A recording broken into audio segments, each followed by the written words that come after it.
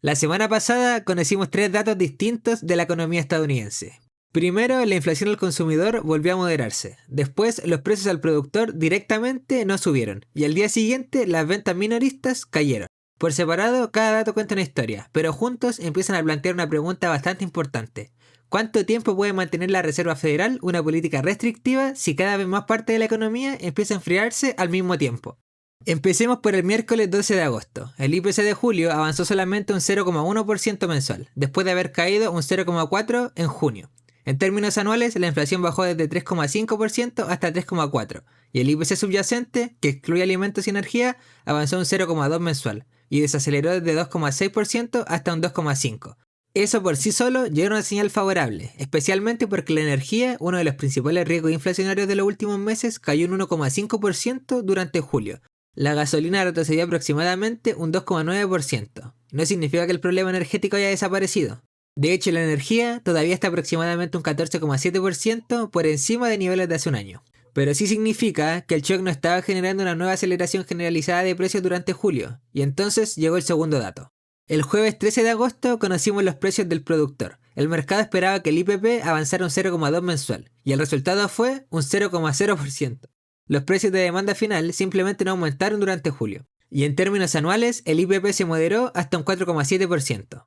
El índice, excluyendo alimentos y energía, avanzó un 0,2% mensual y se situó en un 4,2% interanual. Así que ahora ya no teníamos únicamente un IPC favorable, teníamos dos capas distintas del sistema de precios apuntando en una dirección parecida. El consumidor estaba viendo una inflación mensual de apenas un 0,1%, y los productores no habían aumentado sus precios agregados en absoluto durante julio. Eso hace bastante más difícil argumentar que estamos viendo una reaceleración inflacionaria generalizada.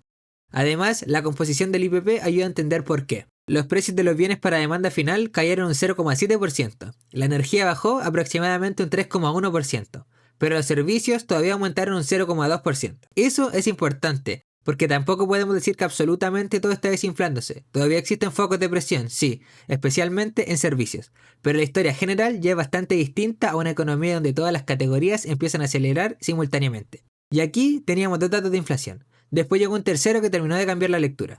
El viernes 14 de agosto se publicaron las ventas minoristas de julio y cayeron un 0,6% mensual, desde aproximadamente 768 mil millones de dólares en junio hasta 763 mil millones en julio.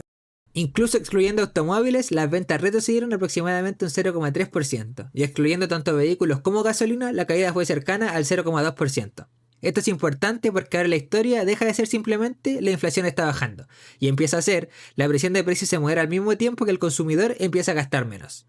Hay que tener una precaución de todas formas. Las ventas minoristas son un dato nominal y pueden ser volátiles. Un mes de caída no demuestra que el consumo estadounidense haya entrado en una contracción estructural, pero cuando lo colocamos junto al deterioro laboral que vimos anteriormente, el IPC y ahora el IPP, aparece una secuencia bastante coherente. Miremos todos juntos. En empleo vimos una creación de puestos mucho peor de lo esperado. Después llegó un IPC mensual de apenas un 0,1%, luego un IPP de un 0,0% y finalmente las ventas minoristas cayeron un 0,6%.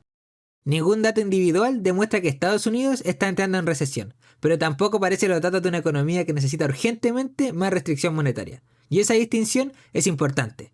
La Reserva Federal tiene que equilibrar dos cosas, inflación y actividad económica. Mientras la inflación seguía siendo la amenaza dominante, podía tolerar una política bastante restrictiva. Pero cuanto más se enfrían empleo, consumo y precios simultáneamente, más difícil se vuelve a justificar nuevas subidas sin aumentar innecesariamente el riesgo de una desaceleración más profunda. Hace unas semanas discutimos si la inflación podía obligar a la Fed a subir tipos nuevamente, cosa con la que jamás estuvimos de acuerdo. Después de los datos de la última semana, esa posibilidad tiene menos respaldo económico. Eso no significa que los recortes estén garantizados. La inflación anual sigue en un 3,4%, todavía por encima del objetivo de la Reserva Federal, y la inflación al productor anual continúa elevada.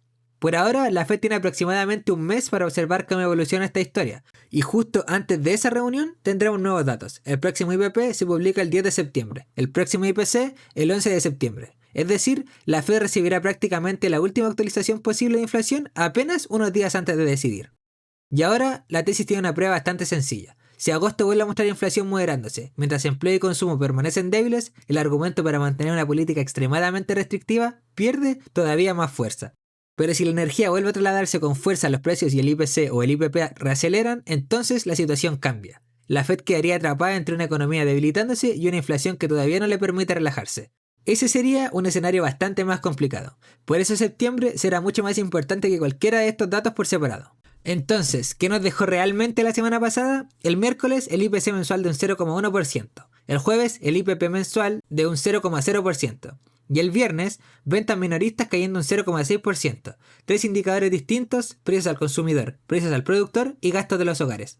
Todos apuntando hacia una economía con menos presión que hace unas semanas. Y eso ocurre después de que el mercado laboral también mostrara señales claras de deterioro. Por eso la pregunta ya no es únicamente si la inflación está bajando. La pregunta es: ¿está la Reserva Federal manteniendo una política pensada para una economía que ya está empezando a cambiar? Ahora tenemos una fecha concreta para obtener la respuesta. Si los próximos datos vuelven a confirmar esta secuencia, la discusión sobre tipos puede cambiar muy rápido. Y antes de irte, dime, ¿crees que septiembre finalmente obliga a la Fed a cambiar de postura o todavía hay suficiente inflación como para mantener las tasas altas? Te lo en los comentarios.